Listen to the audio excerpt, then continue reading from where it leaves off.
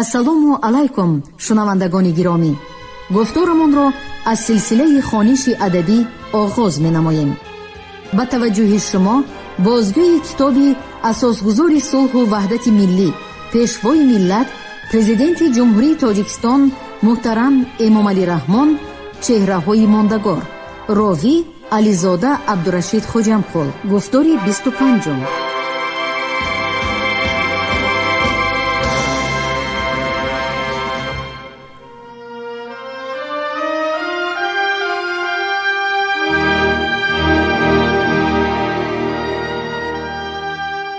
мардуми шарифи Тоҷикистон ҳуқуқи комили маънавӣ доранд ки бо фарзандони фарзонаи миллат, саҳми беназири онҳо дар рушди тамаддуни умумибашарӣ ифтихор намоянд, осори гаронбаҳои онҳоро омӯзанд ва ҳикмати ҷовидонаи абармардони миллии худро қутбнамои рӯзгори хеш қарор диҳанд.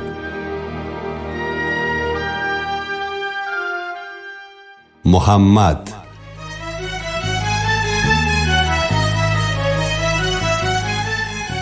بزرگترین مرد جهان و پیامبر دین برحق.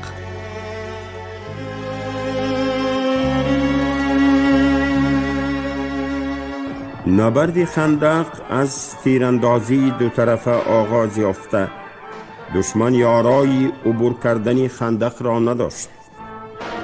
روز دیگر دسته سپاهیان زره پوش دشمن تحت حمایت تیراندازان چندین دفعه حمله آورده قصد عبور نمودن خندق کردند. اما حمایتگران با سروری محمد این حمله ها را از طریق تیراندازی بی امان باز داشته دسته های جنگاوران دشمن را عقیب می افکندند. هنگام ادای نماز شام خالد ابن ولید ناگهان هجوم نموده به کنار دیگری خندق رسید، ولی این حمله را علی ابن ابو طالب با یارانش زده گرداندند. در دوام 10 روز من بعد اتحاد لشکری دشمن با دسته های جداگانه پی در پی شباخون زده و یک بار حمله آورده مقاومت محافظتگران اسلام را شکستن می‌خواست، ولی به نتیجه نظررس نایل نمی‌گردید.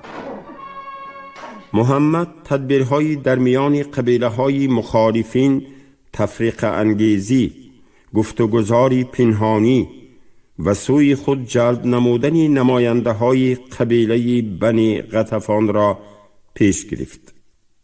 در نتیجه سیاست استاکارانه و زیرکانه محمد بین قبیله های قریش، بنی نذیر، بنی قریظه، بنی غطفان ناباوری و خصومت برخیسته در میانشان جدایی و پراکندگی راه یافت و اقتدار نیروی مشترک آنها را کاهانید. از قضا روزی 13 یا 14 محاصره طوفانی سردی برخیسته خیمه های اهل سپاه مشرکان را برکند و در لشکرگاه آنها اضطراب و پریشانی انگیخت. این حادثه غیر چشم داشت روحیه جنگی و نیرو و غیرت ادامه دادن نبرد را در میان دشمن خیلی سست کرده در صف آنها دودیلگی و عزم انتها بخشیدن جنگ و محاصره را افزود. اهل قریش با سروری ابو سفیان همان شب به هزیمت برفتند و هر چیز گران که داشتند هم آنجا بگذاشتند. خدای آن لشکری کافران همه بی‌پراکند و بنی غطفان بازگشتند و عرب همه بازگشتند و این بس حال اندر بود 10 روز مانده از ماه سال 5 از هجرت بعد پیروزی در جنگ خندق نفوذ و اعتبار محمد افزود که خدای یک و یگانه به امدادش رسیده دشمنانی چندین کرد افزونش را شکست می دهد.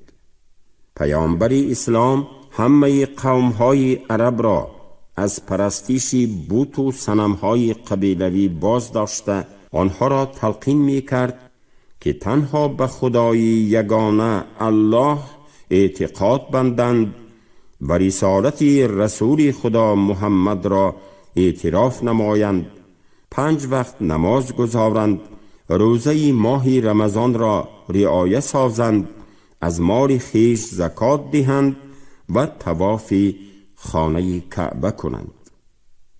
همین طریق شریعت اسلام با فرض و قانونهای استوار و همگانی خود ضرورت تأسیس دادن دولت یگانه و دین یگانه عمومی عربی را پدید می آورد.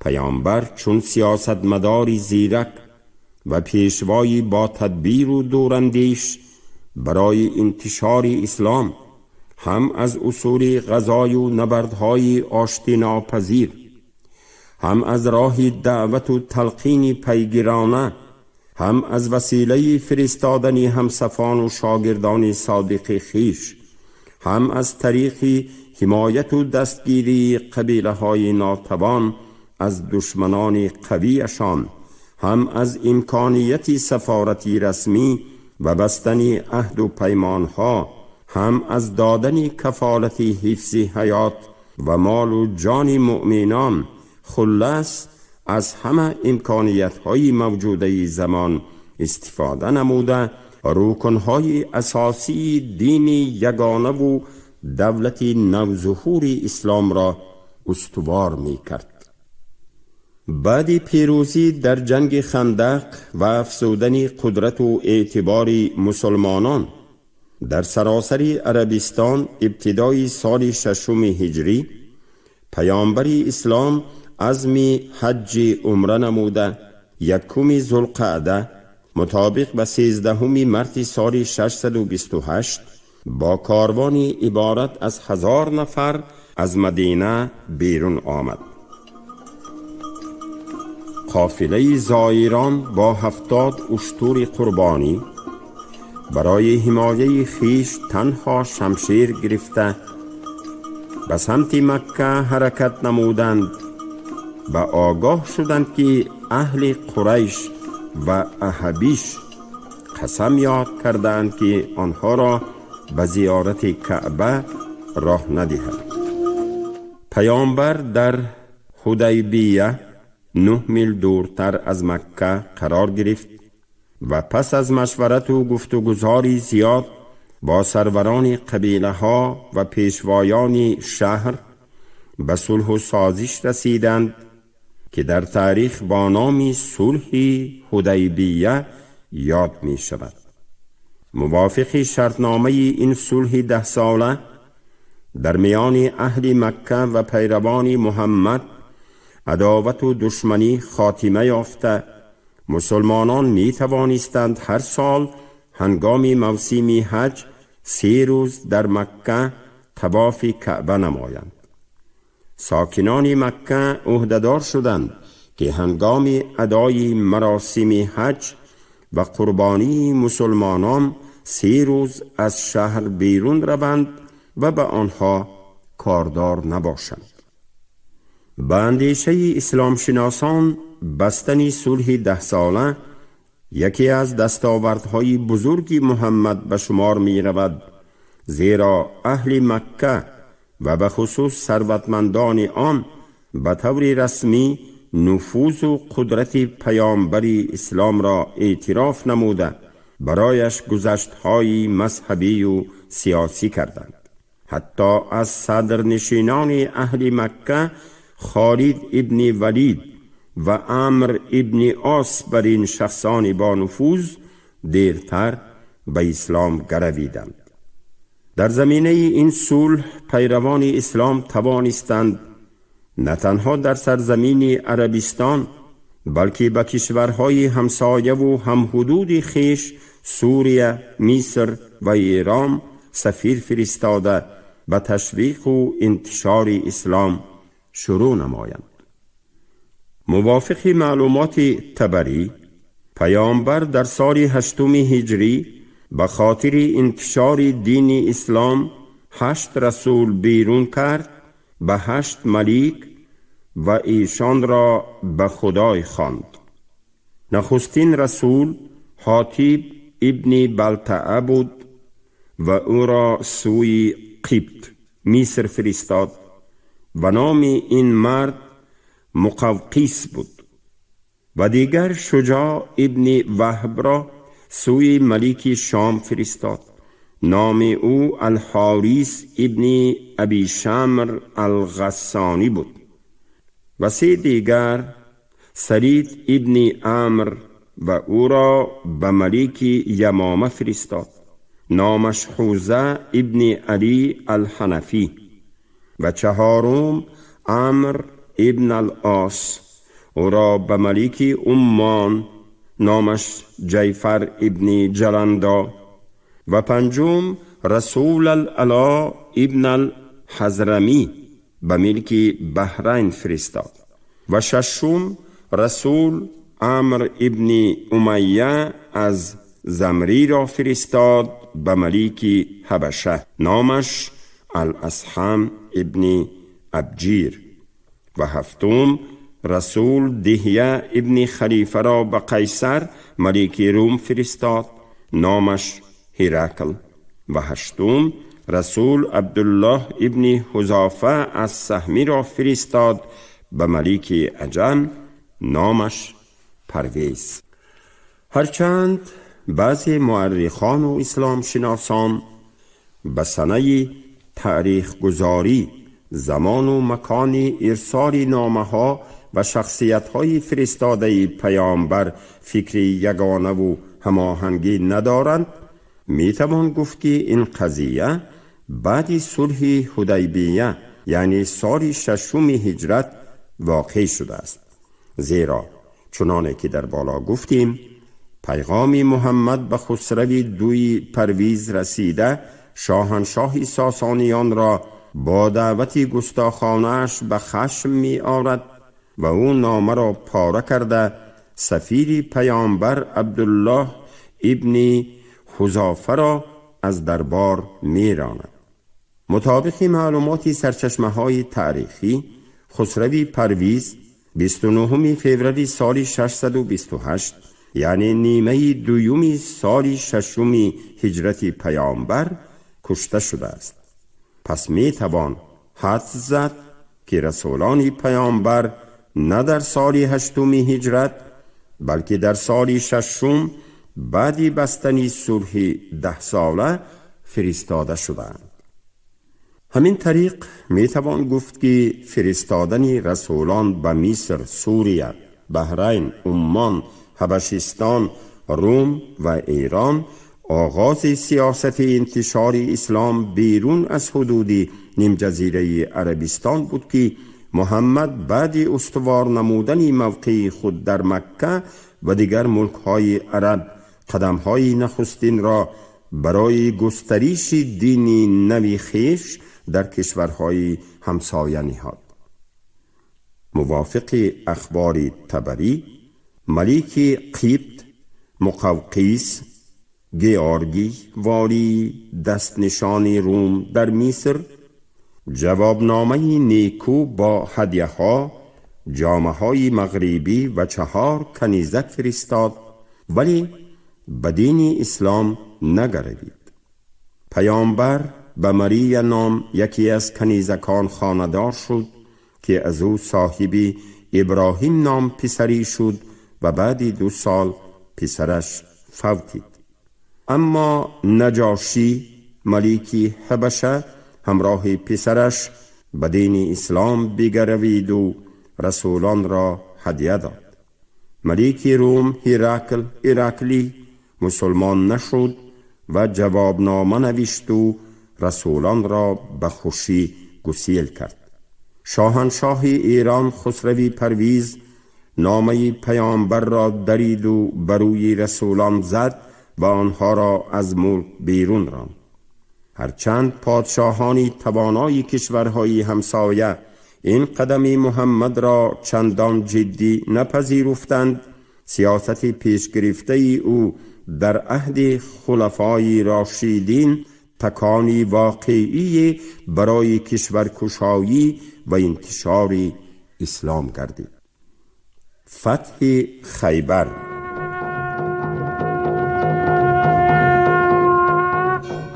محمد بعد بستن صلح با اهل مکه دقت خود را به خیبر روانه کرد که در آنجا اساساً پیروان آیین یهودی و قبیله های مقتدر یهودیان از جمله بنی نظیر نفوذ زیاد داشتند. علاوه بر این شهر خیبر در سری راه سوریه قرار داشته لشکر اسلام را به سرزمین مسیحیان تحت وصایت روم قرار داشته نزدیک می کرد. فتح خیبر اساساً برای گسترش اسلام و مطیع نمودن یهودیان یکرو و گستاخ با شرکت 1400 نفر فداییان اسلام از جمله 200 جنگاور سواره شروع گردید. مطابق معلومات طبری، خیبر استوارترین نشیمنگاه یهودیان بوده 7 حصار داشت، یکی از دیگری بزرگتر. در این جنگ علی ابن ابو طالب قهرمانی ها نشان داده دری آهنین حصاری بیرون را از حلقدانی در بگرفت و از جای بجنبانید و برکند. همین طریق علی ابن ابو طالب با سپاه روح بلند شده اسلام پی در پی حصارهای باقی مانده را فتح نمود و مردمان آن با شرط نگاه داشتن حیاتشان عاقبت تسلیم شدند و غنیمت زیاد نصیب لشکر مسلمانان گردید. محمد ساکنان تسلیم شده خیبر را از مرگ امان داده شرط گذاشت که از حاصل هر ساله خرما نصفش را خود گیرند و نصف دیگرش را به پیامبر و یاران او بدهند. فتح خیبر آخرین امید دشمنان اسلام را برباد داده اقتدار حربی و سیاسی لشکر اسلام را افزود و رسالت پیامبر را چون پیشوای دین و دولت تحکیم بخشید. فتح مکه.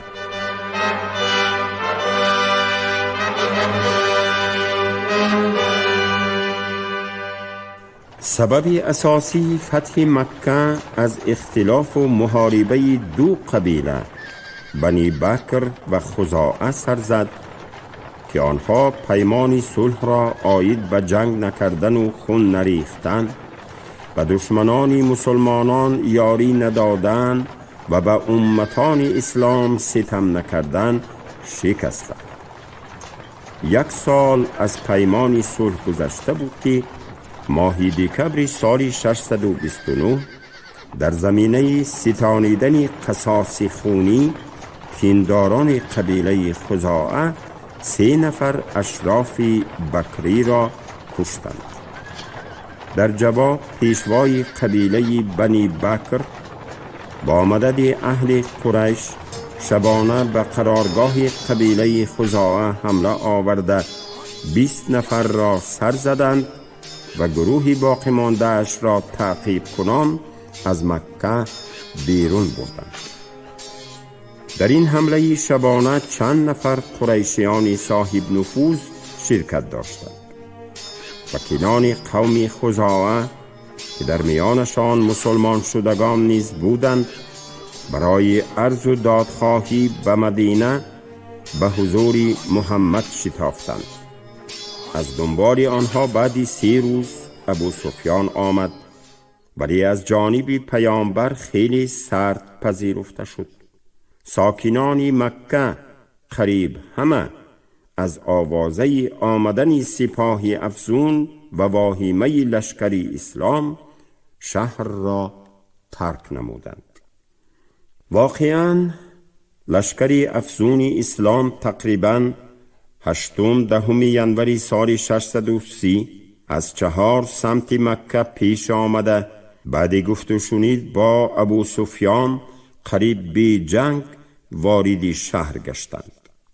محمد بعد استراحتی کوتاه رو به خانه کعبه آورده آن را طواف نمود و امر داد که همه بت‌ها را بشکنند و از جمله هبل را از درون کعبه بیرون افکنند. واعظان و قاصدان در کوچه و بازارها و محله های اساسی احکام اسلام و فرضهای شریعت را تشویق نموده همه را به مسلمان شدن دعوت می کردند. همین طریق محمد بعد 8 سال هجرت به مکه چون فاتح دین نو بازگشته در میان اهل مکه به صفت پیامبر اسلام شناخته شد. پیشوایان قبیله قریش و دیگر قبیله ها از جمله ابو سفیان اسلام را پذیرفته موقع خود را در بین جامعه نگاه می داشتند. حتی ابو سفیان به خاطر پایداری صلح و از بین بردن خصومت دیرینه دختری خود را به محمد به زنی داد و عقد خویش و تباری را در میان نهاد. بعد فتح مکه مشرکان به اسلام گرویدند و به لشکر 10,000 اسلام باز 2,000 سپاه نو همراه گردید. سپاه افزون اسلام رو به طایف آورده لشکر متحده مخالفین را 30 ینوری سال 630 در وادی حنین شکست داد و از طایف و اوتس 6,000 اسیر، 24,000 اشتر، 40,000 گوسفند، 4,000 اقیه نقره، 160,000 درهم غنیمت گرفتند. محمد بعد فتح مکه و طایف عملاً حاکمیت دینی و دولتی را در قلمرو عربستان سروری نموده قدرت دینی، سیاسی، حربی و اداری ملک را در دست داشت.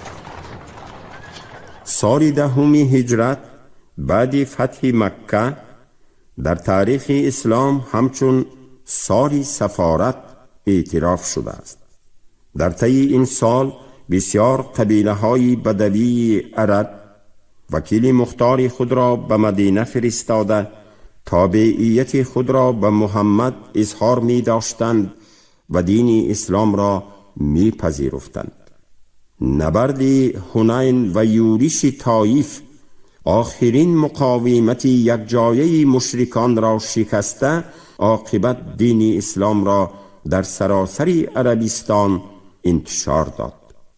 آمدن سفیران قبیله های ثقفی همچنین طایفه های قیله، کندی، ازدی از یمن، قبیله های خوازین، فزره، تای از بحرین و دیگر قبیله های خرد و بزرگ عربستان مرکزی و شمالی از افزودن نفوذ و اعتبار پیامبر و دین اسلام در سراسر عربستان بشارت می‌داد. محمد 5 ذوالحجه مطابق به 3 فوریه سال 632 مراتبه آخرین برای ادای حج و طواف کعبه به مکه آمده یک چند روز مراسم های اسلامی از جمله قربانی کردن را به جا آورد و سپس به مدینه بازگشت. این حج آخرین به سال 10 هجرت راست آمده با نام حجت الوداع مشهور است. او در مدینه به گردآوری لشکر با سروری اسام ابن زید امر داده برای خرج و وقف سپاه افزون اسلام عاملان خیش را به ملک‌های عرب فرستاد.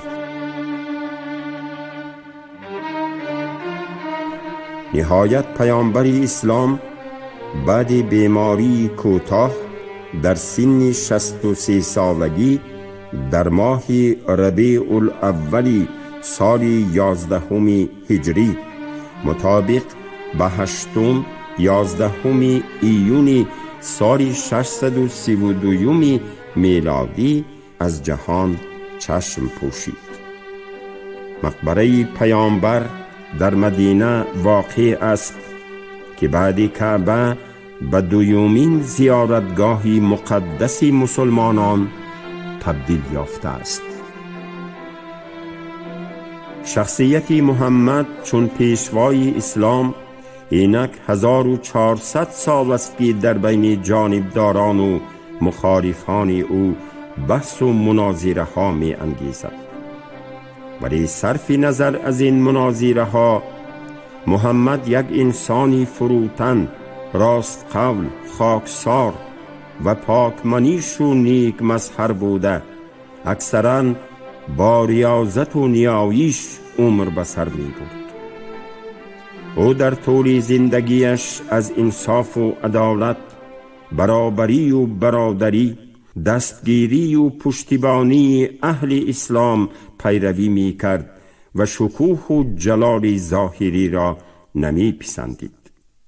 به قول طبری او به 27 غزا و 9 حرب، بدر، احد، خندق، قریظه، بنی مستلیق، مکه، خیبر، حنین و طایف شکست ورزیده برای انتشار اسلام تمام هستیش را بخشیده است. پیامبر اسلام حتی در ماه‌های واپسین عمرش هم آمادگی را به جنگ سوریه ادامه بخشیده، سپاهی مجهز و منظم اسلام را گرد آورد. ولی مرگ او را امان نداد و این امر او را یکی از نخستین خلیفه های راشدین ابوبکر صدیق انجام داد. تعلیمات اسلام در پایه قرآن، رسم و آیین که احکام دین و بینای مسلمانی از جمله کلمه شهادت، روزه، نماز، زکات، حج را فرض گردانیده، برای تأسیس خلافت دستورهای نخستین احکام شریعت را پیش گذاشت. همین طریق در زمینه قرآن، سنت، حدیث و احکام شریعت رکنهای نظام دولتداری اسلامی و تمدن اسلام عرض هستی نمود که آن را بعد سری محمد خلیفه های اسلام، خلیفه های او ادامه بخشیدند. یکی از مقدم ترین وظیفه خلیفه ها انتشار اسلام و جهاد در راه خدا بود که از جانشین های پیامبر قابلیت راهبری، دانستن احکام شرعی، زیرکی سیاسی و جسارت و فداکاری را تقاضا می کرد. همین طریق با رسالت پیامبر و انتشار اسلام در برابر 4 تمدن بزرگ جهانی، تمدن آریایی، تمدن مسیحی، تمدن یهودی و تمدن بودایی، در عرصه تاریخ تمدن اسلام پدید آمد که در طی عصرهای من بعده به 4 سمت عالم گسترش یافته در اندیشه و جهانبینی انسانیت تحریکات بزرگ وارد نمود. دیرتر در عهد دولتداری خلفای راشدین دین اسلام به قلمرو ایران و آسیای خرد پهن شده پیروان زیاد پیدا کرد و در عرصه عالم مقام ارزنده عمومی بشری یافت که نیاگان دارای کیش زردشتی ما تاجکان نیز بعد پسی سر کردن تمدن آریایی شامل تمدن اسلام گردیدند. محمد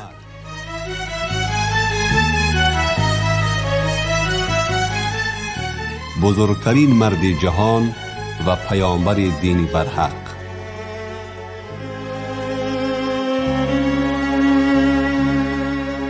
شما گفتاری 25 را از روی کتاب اساسگذار صلح و وحدت ملی، پیشوای ملت، پرزیدنت جمهوری تاجیکستان محترم امامعلی رحمان چهره‌های ماندگار در قرائت راوی علیزاده عبدالرشید خوجمقل شنیدید. کارگردان شیرعلی نغزلی، منظم آواز کریم طالبوف. پایان گفتار از سلسله خوانش ادبی.